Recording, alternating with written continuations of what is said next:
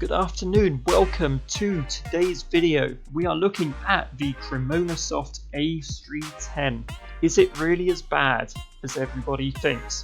Just for a bit of background about this plane, it was released in late of last year, late 2018, and its release came as a surprise to everybody.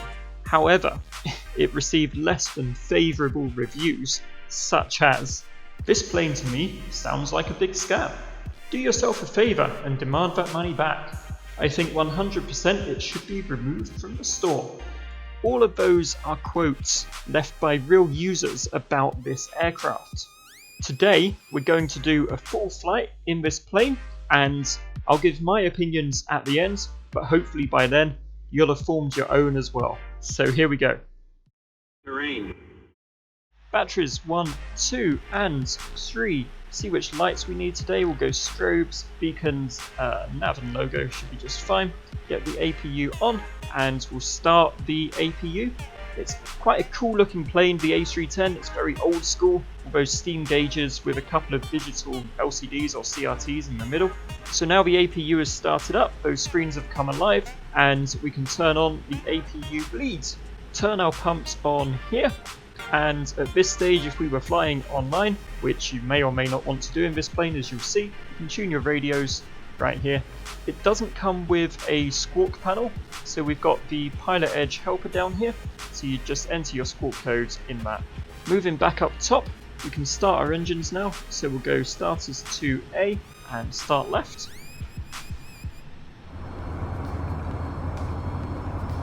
With a good start on engine number 1, start engine number 2.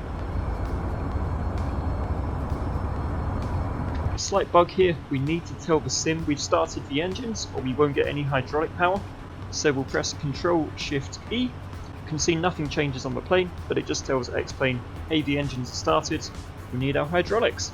We can now turn our APU off, and we can turn the APU bleed off as well. What you'll notice about this panel is quite a lot of the stuff is already set for you. Fuel pumps, bleeds, that kind of thing. We'll get seatbelts, no smoking, anti-ice on here. Now it's time to configure the autopilot. We'll jump up to this panel and I'm going to set our decision height. Set the flight director here. You only need to set one. Climb altitude today will go up to 24,000 feet on this short flight. Press the altitude knob down just to put it into climb mode. Speed will be 250 initially. So for navigation, you can either use VORs, so you dial them into here, or if you're lazy like me, just pop up the default GPS and note the desired track of your destination so you can fly direct to it. We'll enter that in here. So there's no FMC, no nav mode on this plane as it stands, so VOR and heading modes are your two navigation options. We'll press heading select, get that programmed in, auto brake, max, and turn our flaps to position 2 for takeoff. Back inside the flight deck, the one thing I would do is inhibit the GPWS because it is slightly broken at the moment, so just turn that off. Now we can test our takeoff config, and no alarms, so we're good to go. 200.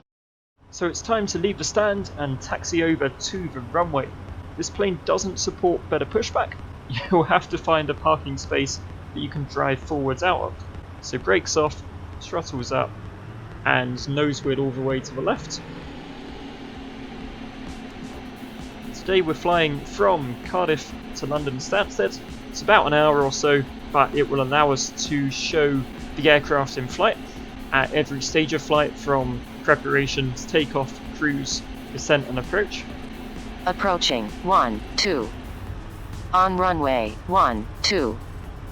Now we're on the runway. Just a couple of quick things to note. You can change the barometer by using the keyboard shortcuts, but you can't see what you've set your barometer to. So for all intents and purposes, that doesn't work. And there's no flex speeds or anything like that at the moment. So as we take off here, we will go full toga power.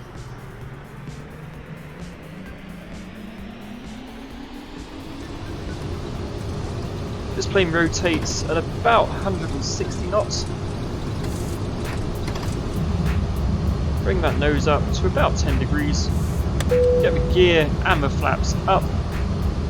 Let her climb. Just flying manually for now. When we reach about 400 feet, place the autopilot on. And she'll continue to climb and turn to face the heading that you set earlier. Pull up. It's a foggy day today, so there's not much scenery, but luckily this video is all about the plane. You can see the plane is holding 250 knots and it's heading up towards our cruising altitude of 24,000 feet. As we hit 10,000 feet here, we can increase our speeds, we'll go 296. You can see the plane pitch down, it's going to increase its speed to 296 and then it will resume its climb up to 24,000 feet. You can see here the VOR we set was for Barkway, which is near our destination. You can see it's come alive here. It says it's pretty much straight ahead and it's about 118 miles away.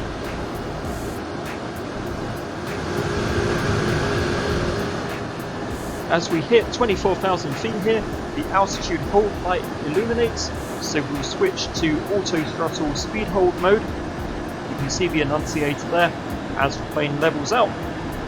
Now the plane is stable, we'll go over here and we can set our first descent altitude, but we won't activate it yet.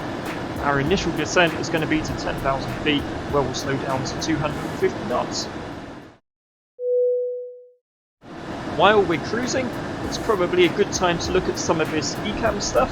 So just up here, you can see the cabin pressurization system works, pressurized to about 7,500 feet. Go over to engine. On hydraulics, you can see your hydraulic system is working. And these aren't fixed displays, these genuinely change based on the state of the hydraulic system of the aircraft. AC power, again, matches your power source, whether it's battery or APU. Same with DC power. Air bleeds, again, an accurate diagram there. Air conditioning, you can set using the knobs on the overhead panel. Cabin pressure, fuel state and flow, you can see the values in our tanks here. APU, when the APU is on. Flight control surfaces, doors, this display shows on the ground. The plane doesn't currently have opening doors, I believe, but at least the screen is there. And on the rear ECAM display, you can see the tyre pressures. Brake temperature isn't currently modelled. If we look at the memo screen down here, this accurately represents the current systems and the current status of the aircraft. If you've got any warnings, it will sound the alarm and display those warnings in red text on that screen. And as we mentioned earlier, the FMCs are currently just placeholders, so you can't fly with a programmed flight plan in nav mode. Before we descend, we have time for a quick cabin tour. So the modelling is very much okay in the flight deck. As we go through this door, it is a fully modelled cabin, not as shiny as some of the flight taxi stuff, but at least it does have a cabin. Flight slow. As we're now about 50 miles away, we'll start our descent, so we'll push the button in and it will go into descent mode. You can see the auto throttle and altitude are armed. 10,000 feet, the altitude hold and auto throttle lights illuminate. We'll let the plane stabilise and then we'll slow it down to 250 knots. We'll dial in our final altitude here. We want to hit glide slope at about 2,000 feet. We'll put her in descent mode again, and we can see the airport just ahead of us. So once we're at our final altitude, do our decel, put the flaps and the gear down, and just vector ourselves onto the ILS. Living low. And 2,000 feet, again altitude hold, auto throttle illuminate. We'll let the plane stabilise. So as the plane slows down, flap speeds, first is 250. Second is 215, flaps 3 at 190, and we'll drop the gear just so we're ready when we hit the glide slope.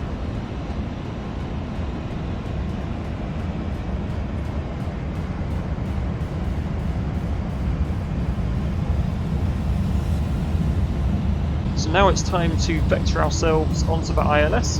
We'll pull up the map here, and we're heading for this runway here, so we'll vector ourselves around onto it, pull up the approach so we know where we are on the glide slope. We'll get our ND over to ILS. Now we're on a course to intercept, we hit land. The glide slope and localizer are armed but not captured yet. It helps if you set the frequency of the ILS to the correct one for the airport you're heading to. So we've now set that. That is glide slope and localizer captured. And it descends quite nicely on the glide slope here. Disconnect the autopilot because this plane will not auto land. Approaching 2-2. 400. 300. 100 plus. 100 plus 200. Minimum. Minimum 100. 50. It's a really tough plane to land. 40. 30. 20. 10. 5. We'll go with that. We will take that. So, because of that auto throttle, the pitch is really weird.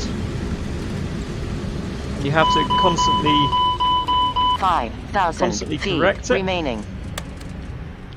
Disconnect the auto throttle when you land, or it will try and apply go around thrust. Now we're off the runway, start the APU. APU bleed. As we arrive at the gate, it's probably time to give you guys my thoughts on this plane. Switch these engines off.